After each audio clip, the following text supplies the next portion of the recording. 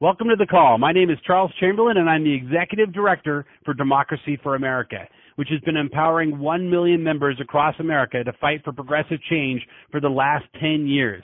In fact, March 18th is our 10th anniversary of the day in 2004 in which Governor Dean launched DFA, so it's an exciting time to be here. Tonight, we're thrilled that over 746 Inequality for All watch parties are happening right now in 49 states across the country. And thousands more DFA members are listening live to this call, both online and on the phone. The most number of parties we've ever organized by our members in our 10-year history. That's what's happening tonight. Very exciting. I actually got started with Democracy for America myself as a volunteer. You know, I was on the volunteer steering committee for Miami for Dean way back 10 years ago, and then was elected to be the leader of Democracy for America Miami after DFA 2.0 was born. That's what we call it internally, 2.0. In fact, one of my favorite memories as a local leader was organizing a huge house party for the Brave New Films movie on Walmart called The High Cost of Low Prices. I'm sure some of you on this call remember that movie. We worked hard to make it a big deal in Miami, and we partnered with a couple of other local Democratic groups and rented out a movie theater to show it. 350-seat movie theater, and we actually sold it out. You know, it wasn't just a blast to organize. It was also a huge community builder for all of us. We organized several days of action for local candidates coming out of it, and DFA Miami went on to continue working with the groups and members in the coalition for years to come.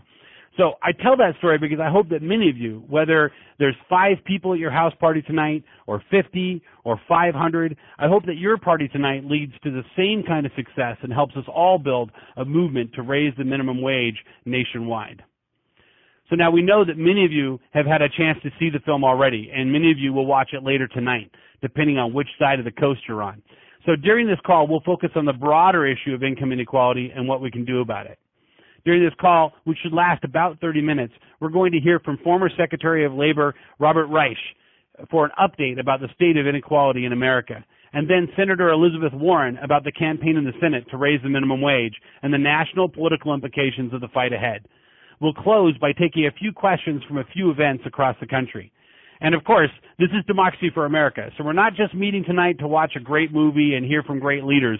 We want to make sure that we're not just talking about income inequality, but we're doing something about it. That's why after this call, we're encouraging everyone listening to join Democracy for America in a national, state-by-state, city-by-city effort to combat income inequality by launching a campaign to raise the minimum wage in your local community.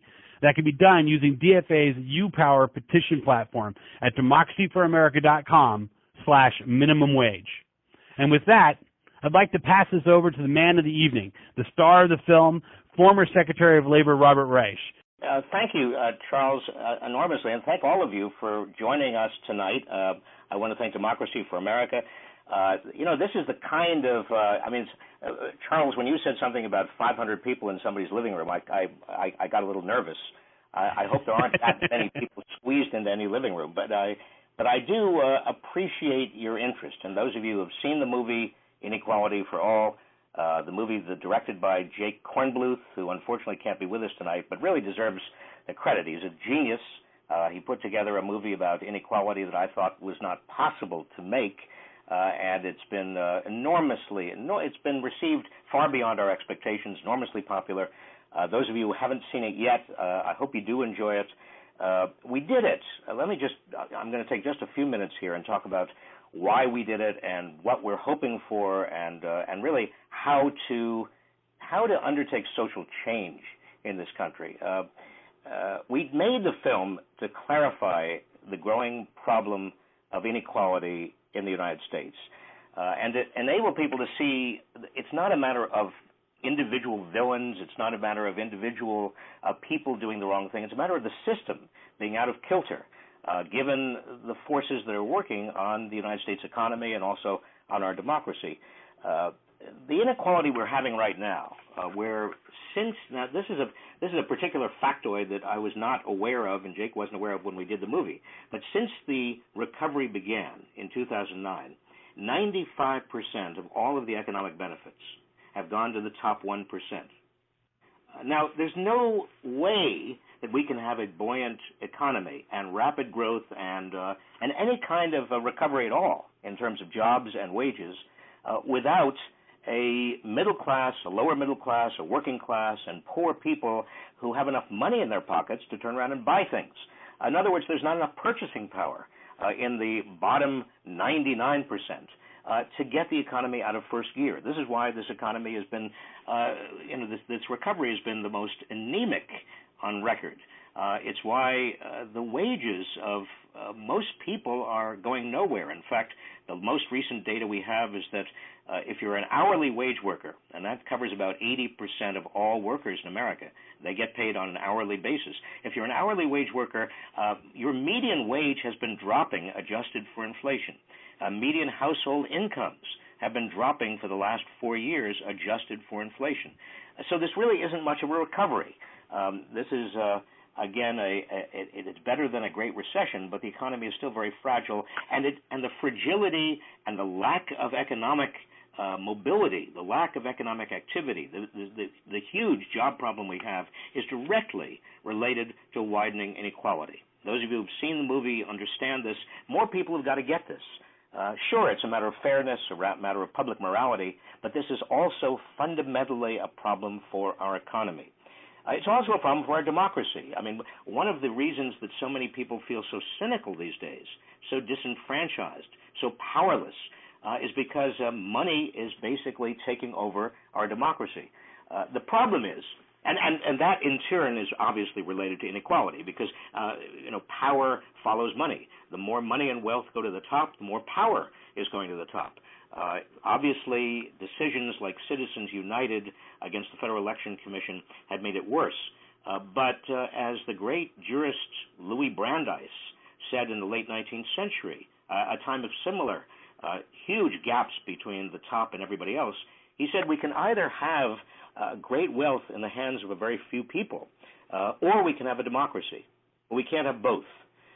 And the issue of widening inequality is inextricably related to this undermining, this corruption of our democracy. And unless we get some control, unless we reverse widening inequality, we're going to see our democracy continually taken away from us. And then we have the issue of polarization in our society. The movie gets into this a little bit, but there's been more and more evidence gathered by political scientists, by others who are looking at the degree of anger and vitriol and polarization in America now, and they see it as a direct consequence of widening inequality, because more and more people feel so frustrated. They're working harder than ever. They're trying to do the right thing, but they're getting nowhere. They feel like the game is rigged. And when people feel like the game is rigged, their natural response is to be angry, to look for scapegoats. And some politicians, many on the right, a few on the left, take advantage of that vulnerability to find scapegoats that are not really the cause of the problem, but are convenient scapegoats for all that anger. I mean, you listen to particularly Fox News and Rush Limbaugh and some of them, and all you hear is that kind of scapegoating, that vitriol, that anger, but they're speaking to people who are so frustrated that is an audience that is willing and able to respond to that kind of demagoguery. We've seen it before in history. In fact, history is filled with examples of widening inequality, societies that succumb to real hate and scapegoating because of that widening inequality. So what do we do about it? Well, there's not a magic bullet, but I think a couple of things have got to be borne in mind. I should say very quickly, I'm optimistic about the future because I know that again and again and again in American history, during the Progressive era between 1901 and 1914, during the 1930s, the New Deal, during the 1960s, with voting rights, civil rights, Medicare, and so on, this country has saved capitalism from its own excesses. We've widened the circle of prosperity. We put ideology aside. When we understand the nature of a problem, we roll up our sleeves and do what has to be done. And we've done it before. We will do it again. The movie is one small attempt to enable people to understand what's going on and therefore what must be done. If we don't do anything about it, the problems I mentioned before are just going to get worse. I'm sure we will. The minimum wage is one place to begin. It's a place to begin because if you adjusted for inflation, the minimum wage we had in 1968, just simply straight-lined it for inflation, today would be well over $10 an hour. If you adjusted the minimum wage for productivity improvements since the late 1960s, in addition to inflation, the minimum wage would actually be something in the order of $15 today. Now, maybe we can't get $15 minimum wage, $15 an hour. I think that would be the decent thing to do. I'm willing to fight for whatever we can get. But one thing is very clear. The current minimum wage consigns too many full-time workers to poverty. At a time in our nation's history when 95% of the benefits of economic growth are going to the top 1%, it is deeply offensive. It is also bad for the economy, for all the reasons I talked about before, to have a minimum wage that is so low. Most minimum wage workers today are not teenagers like they were 30 years ago. These are, the typical minimum wage worker is bringing home a significant portion of family income. And that minimum wage worker needs a higher minimum wage. Those people who worry and say, particularly the Chamber of Commerce and Republicans, and say, no, it's going to result in too many job losses, they are actually wrong. When I was Secretary of Labor, I recommended to Bill Clinton that we raise the minimum wage. And Republicans and the U.S. Chamber of Commerce and others said, oh, you can't do it. It's going to result in huge job losses. Well, let me tell you something. We raised the minimum wage in 1996, and the following 4 years, the United States had the biggest job growth it has had in any 4-year period in its history. The minimum wage, there's little or no evidence that the minimum wage actually causes job losses. Even that Congressional Budget Office report of last week that said there would be job losses in the order of 500,000 or that report was based on a very, very vague sense of what might happen, including a very flawed study. The fact of the matter is, when you put more money in people's pockets, they have more money to turn around and buy things with. And that, in turn, generates more economic activity and more jobs. The minimum wage is necessary, it's prudent, it does not result in job losses. People who get the minimum wage deserve better. We also ought to get rid of the tipped minimum wage. That's an absurdity that we have restaurant workers who are getting way below the minimum wage and relying on tips. Let me also say this. It's not a matter of vilifying the rich. I don't think we ought to be going around saying rich people are bad. In fact, wealthy people in this country would do better with a smaller share of a rapidly growing economy. Growing rapidly because there was a wider circle of prosperity than they do now with an economy that is barely growing. They have a huge share of it. But so what? Trickle-down economics doesn't work. They are not getting anywhere ahead. Most other people are not getting anywhere. We can do far better with a higher minimum wage. And so I urge you all to join our petition to raise the minimum wage, even if Congress is not going to do anything. I don't care. We can do a lot at the state level. We can do a lot at your local level. We can raise the minimum wage even at your county level. Some counties have county minimum wages. There's a lot that you can do starting tonight.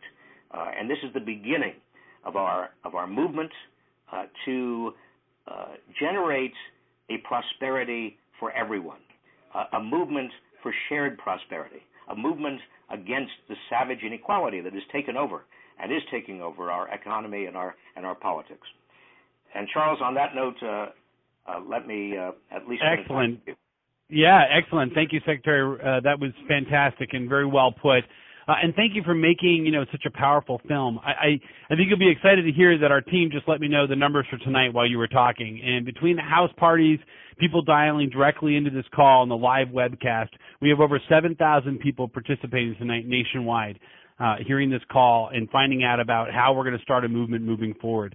I want to say about the film, one of the aspects of the film that I like the best is how you took something that people think is complicated, like the economy, and made it clear and easy to understand. Not just the problem, but what we can do to fix it by investing in education, higher taxes on the super rich, and raising the minimum wage. You had some real things in there that people can do to help make this work, and showing that we've done it before, America can do it again. Don't forget. On that. Yeah, also, no, go ahead. I'm sorry. Just just want to say unions are a big part of the solution here, and unionized workers need all the help that we can give them. Yeah, that's on Mark. Well, and in fact, on that note, I'd like to introduce our next guest, Senator Elizabeth Warren. Now, unfortunately, Senator Warren found out earlier today about an unexpected schedule complication with her family that means that she couldn't be here live for this like she originally planned. The good news, though, is that she did find out in time today to record a personal greeting for all of us that will cover just about everything she wanted to say. Just means that she won't be available for the questions that we're going to do at the end of this call. So rather than keep you waiting, let's get to Elizabeth Warren and hear what she has to say. So thank you to Democracy for America, and thank you to everyone for joining us on this call tonight. I am so glad to be here with my friend, Robert Reich. Bob is a remarkable person who has spent his whole career fighting for issues that we care about, what's happening to America's families, and how we can level the playing field to stop income inequality in America. You know, you're in for a really a treat tonight watching Bob's Inequality for All.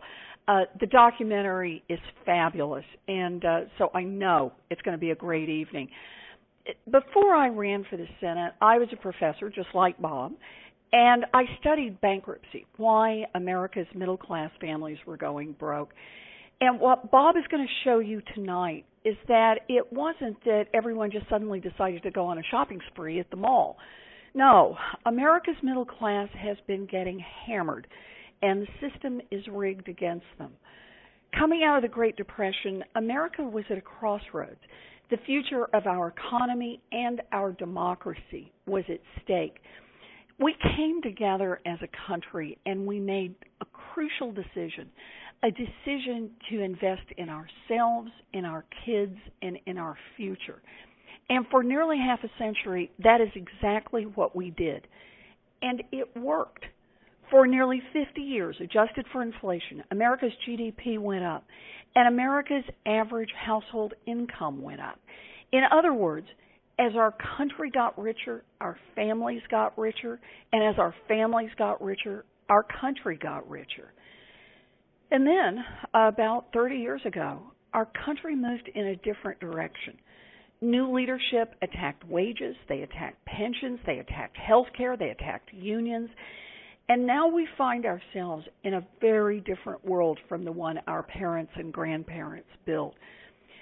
We now live in a world where big oil companies, some of the most profitable companies on the planet, are still guzzling down billions of dollars in subsidies. And at the same time, Republicans are talking about cutting Social Security and Medicare. We live in a world where millionaires and billionaires still don't pay their fair share in taxes, but the federal government is making billions of dollars in profit by crushing college students with debt. You know, this isn't just a fight over economics. It's a fight about values. Are we a government that only works for those who've already made it? Is this a country that only works for those who can hire armies of lobbyists and lawyers? Is that the kind of country we've become? Well, I don't believe it. I don't believe that this is a country that says, I got mine, the rest of you are on your own. We celebrate success, but we make the investments in education, in infrastructure, in research, so that the next kid can succeed, and the kid after that, and the kid after that. Bob and I are fighting our hearts out for the issues that he talks about in this movie. But we can't do this alone. We need you to be part of this. One place that we can start is raising the minimum wage. You know, I just want everybody to think about this for a minute. If the minimum wage had kept pace with productivity over the last several years, the minimum wage today would be $22 an hour. You know, so productivity went up, but wages didn't. That's where we end up, and that's why we're fighting to raise the minimum wage now. 2/3 of minimum wage workers today are women. People are working full-time and still living in poverty. And this has an echo effect throughout the economy. A low minimum wage keeps other wages low, and it keeps money out of the economy. This is morally wrong. Why do we want people to have to work 2 or 3 jobs to be able to support their families? Why are we creating disincentives to work if work doesn't pay enough even to cover the rent? It is morally wrong. We can do better. Right now, the Republicans in Congress are dragging their feet on a minimum wage vote. President Obama has taken the first step by raising the minimum wage for federal contractors to $10.10 an hour. Go, Mr. President. But now we need to take the next step and raise the minimum wage for all our workers across this country. Here in Massachusetts, our state legislature is working to raise the minimum wage to $11 an hour. We're hoping that we're going to get it up to the highest in the country, and go Massachusetts. I think that's the right way to go. But we need to raise the minimum wage all across the country.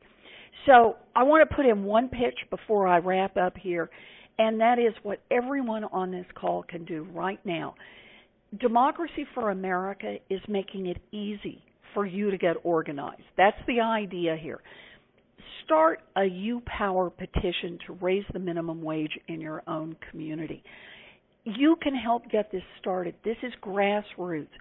Go to democracyforamerica.com/minimum wage. I'll do it one more time. democracyforamerica.com/minimum wage. And they've got it all set up for you so you can get started. I can't tell you how important this is. When your senator or your member of Congress sees that grassroots activists back home, folks on the ground, are aggressively pushing for minimum wage increases, they'll know that the fight against income inequality is a growing movement and that we're not going to take no for an answer. I don't kid myself about this. Powerful interests will fight tooth and nail to stop us.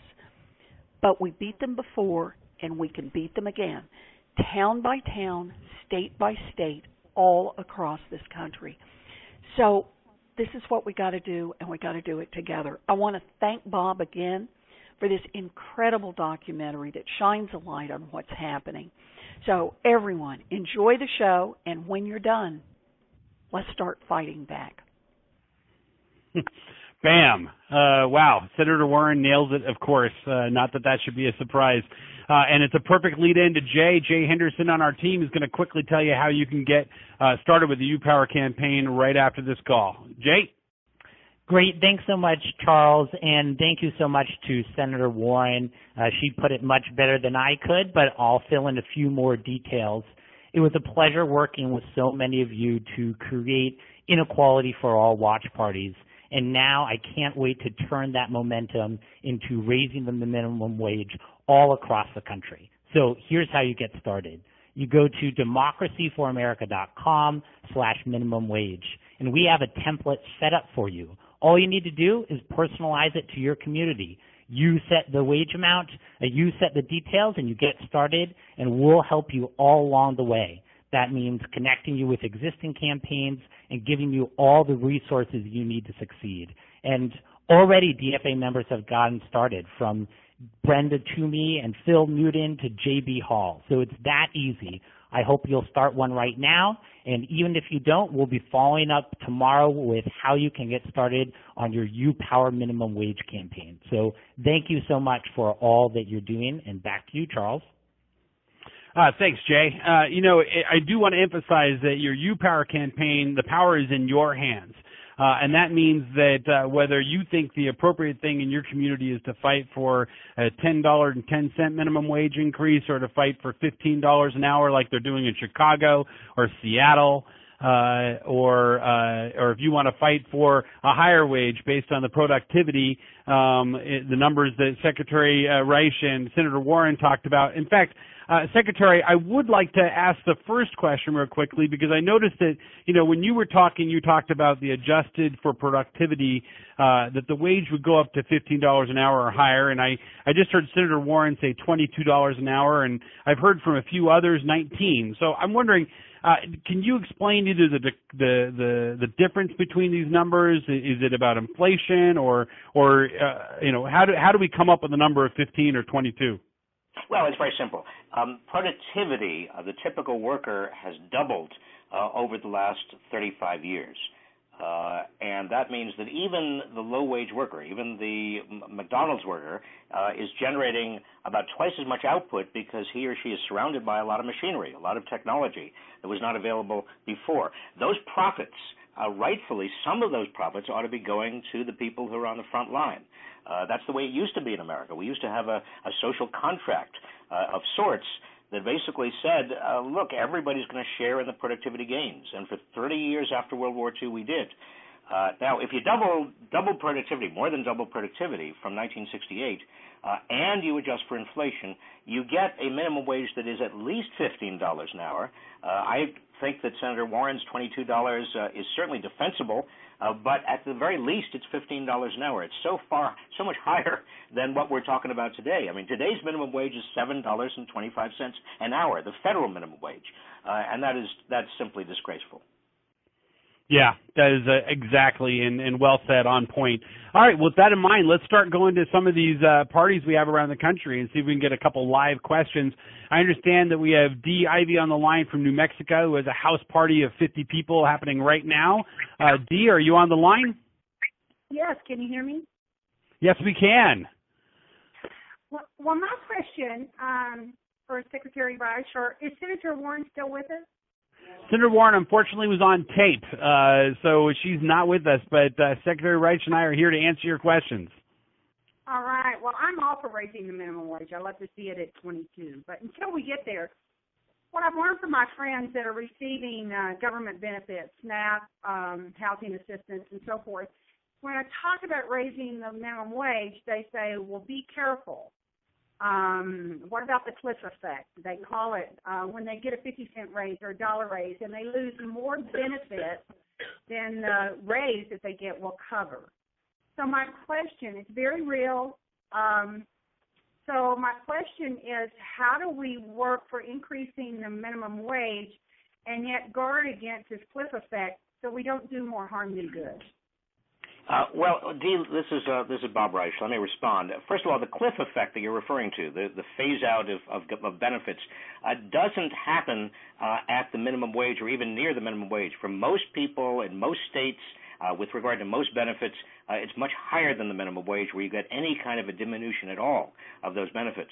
On the other hand, it is true, and this is really an argument for raising the minimum wage, that those of us who are not at the minimum wage are paying a lot of taxes to support housing assistance and food stamps and everything else for people who need that additional assistance because they're earning so little.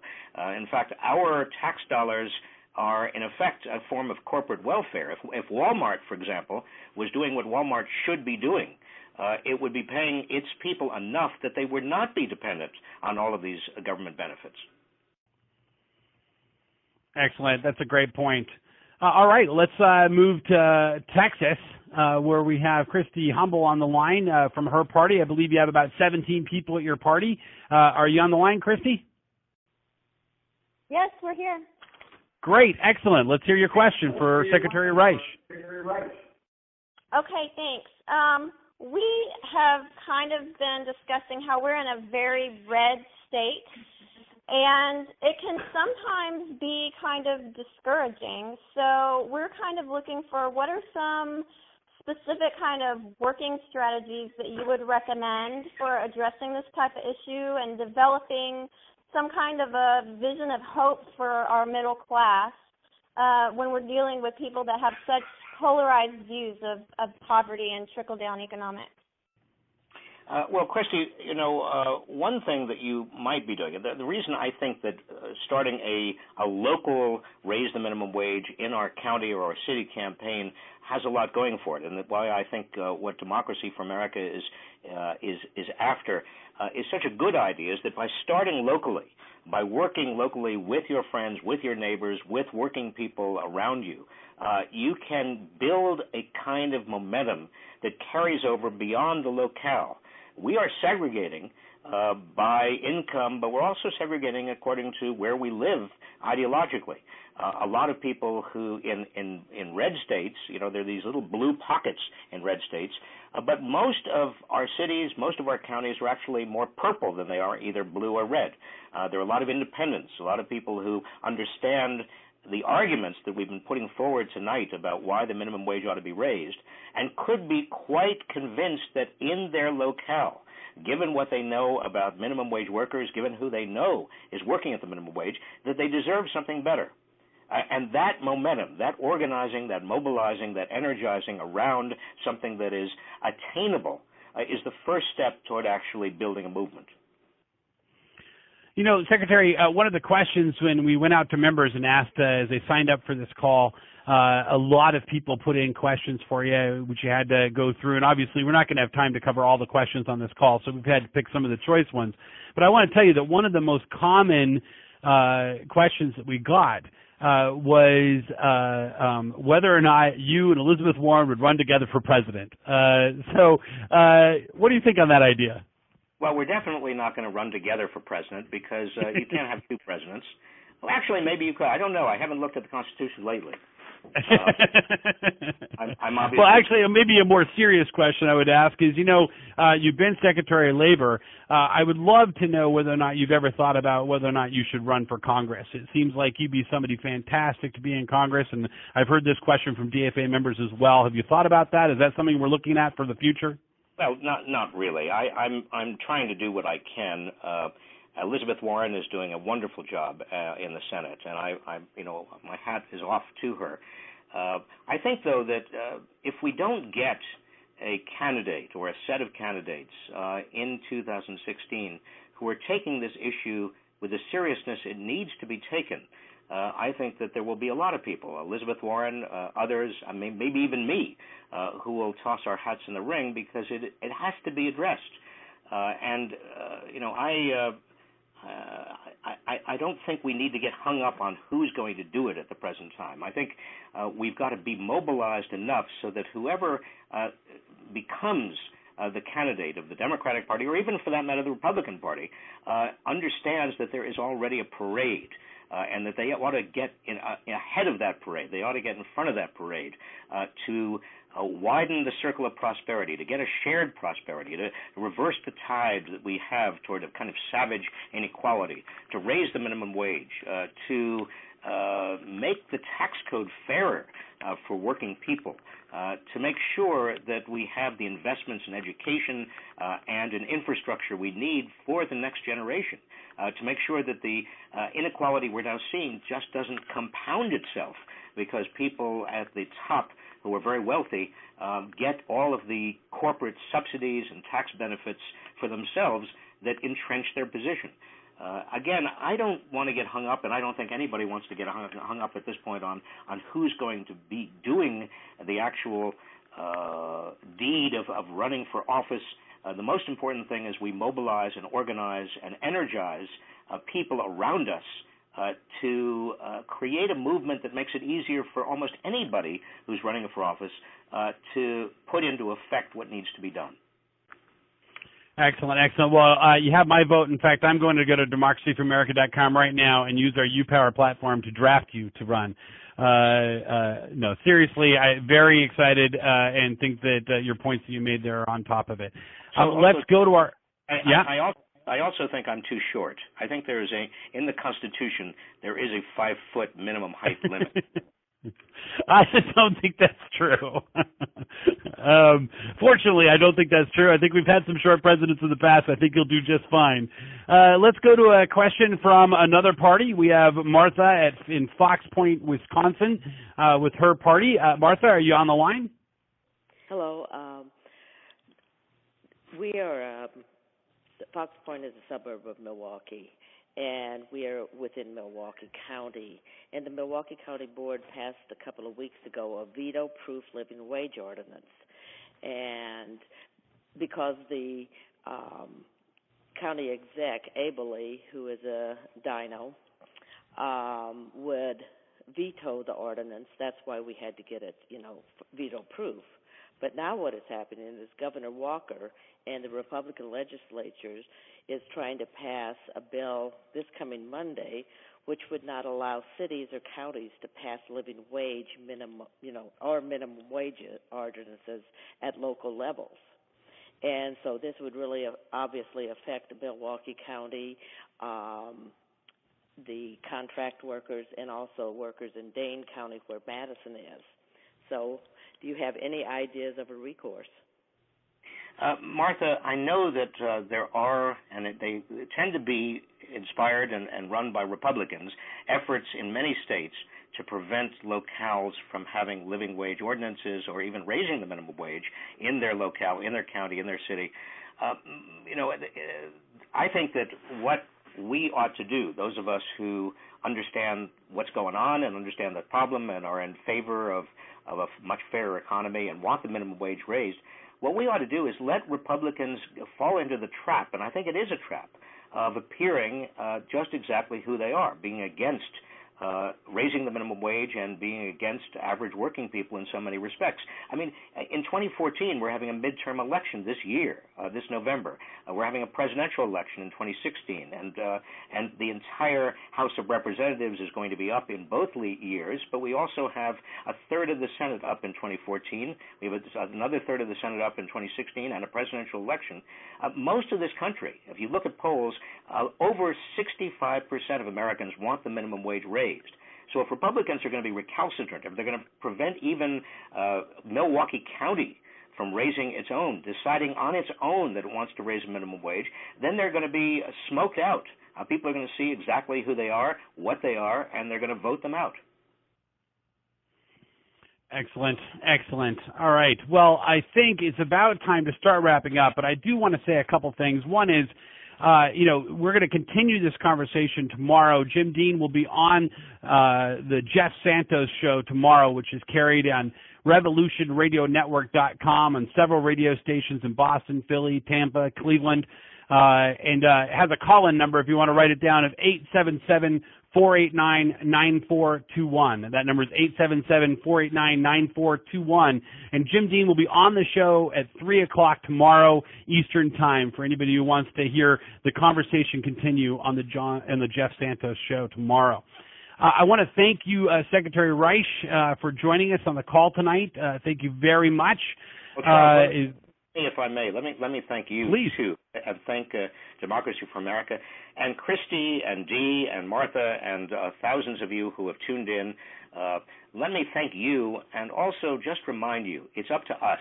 It's up to you, it's up to me, it's up to all of us to change the direction we're going in. If it's going to be changed, it's going to be changed because we are mobilized. And the first act of doing that, or at least the first act starting tonight, is tonight's watch parties. And thank you all for that. Excellent. He's right on mark. And remember that after your party tonight, you can follow up by starting your own campaign on DFA's YouPower campaign platform, which you can get to right now at democracyforamerica.com/minimum wage. That's democracyforamerica.com/minimum wage. With your help, we know that DFA members will not only win major victories increasing the minimum wage in local communities across the country, but we're going to spark a grassroots firestorm that will force Congress to take action on the minimum wage and other progressive priorities in 2014 and beyond. So let's do this. Thank you, everybody, for being on the call. Thank you again, Secretary, and thank you to the 7,000 DFA members nationwide listening in and participating in this wonderful night of house parties.